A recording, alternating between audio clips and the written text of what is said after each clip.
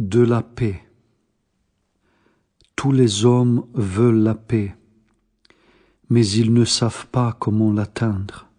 S'étant un jour mis en colère, Abba Paisios demanda au Seigneur de le délivrer de l'irritabilité. Le Seigneur lui apparut et lui dit: Paisios, si tu veux ne pas te mettre en colère, ne désire rien, ne juge personne et ne hais personne, et alors tu ne t'emporteras plus. Ainsi, tout homme qui retranche sa volonté devant Dieu et les hommes sera toujours en paix dans son âme. Mais celui qui veut imposer sa volonté n'aura jamais de paix.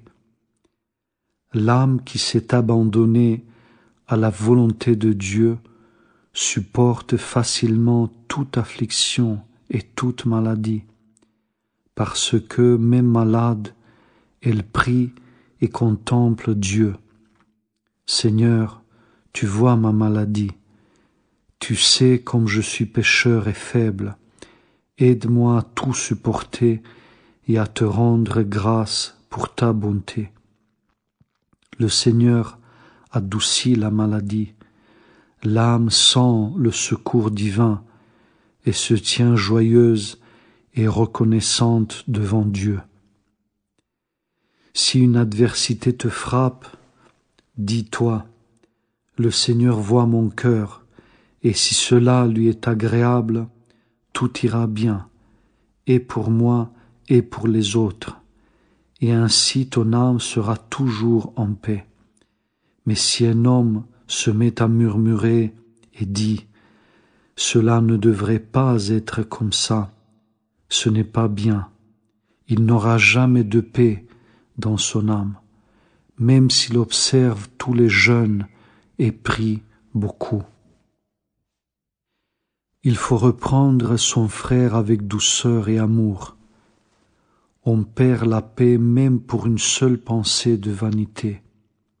S'élever au-dessus de son frère, juger quelqu'un, reprendre son frère sans douceur et sans amour, manger beaucoup ou prier avec mollesse, tout cela fait perdre la paix.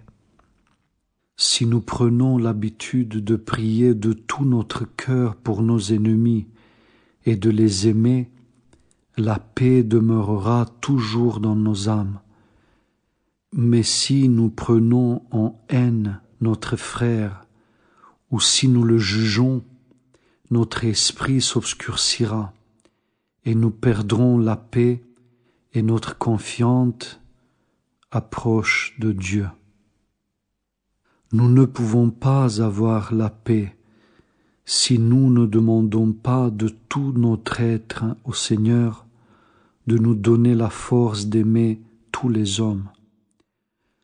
Le Seigneur savait que si nous n'aimions pas nos ennemis, nous n'aurions pas la paix dans l'âme.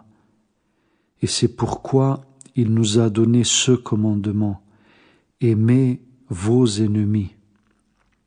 Si nous n'aimons pas nos ennemis, notre âme ne se trouvera dans un certain calme que par moments. Mais si nous les aimons, la paix demeurera jour et nuit dans notre âme. Veille dans ton âme à la paix donnée par la grâce de l'Esprit Saint. Ne la perds pas pour des futilités. Si tu donnes la paix à ton frère, le Seigneur te donnera incomparablement plus. Mais si tu causes de la peine à ton frère, alors à coup sûr, l'affliction s'abattra aussi sur ton âme. Si une pensée impure te vient, chasse-la immédiatement, et tu garderas la paix de l'âme. Mais si tu l'acceptes, ton âme perdra l'amour de Dieu, et tu manqueras d'assurance dans la prière. Si tu retranches ta volonté propre, tu as déjà vaincu l'ennemi, et compris, tu obtiendras la paix de l'âme. Mais si tu accomplis ta propre volonté, c'est toi qui es déjà vaincu par l'ennemi, et l'abattement va oppresser ton âme. Celui qui est en proie à la passion de la cupidité ne peut pas aimer Dieu ni son prochain. Le cœur et l'intelligence d'un tel homme sont constamment préoccupés par les richesses. Il n'a pas de repentir ni un esprit brisé pour ses péchés, et son âme est incapable de sentir la douceur de la paix du Christ. L'âme qui a connu le Seigneur désire toujours le voir en elle. Il vient silencieusement dans l'âme, lui donne la paix et témoigne sans parole de son salut. Si les rois et les chefs des peuples connaissaient l'amour du Christ, ils ne feraient jamais la guerre. La guerre provient des péchés, non de l'amour. Le Seigneur nous a créés par amour et nous a commandé de vivre dans l'amour et de le glorifier. Si les autorités observaient les commandements du Seigneur, et si le peuple leur obéissait avec humilité, nous aurions sur terre une profonde paix et une grande joie. Mais à cause de l'ambition et de la désobéissance des orgueilleux, le monde entier est dans la souffrance.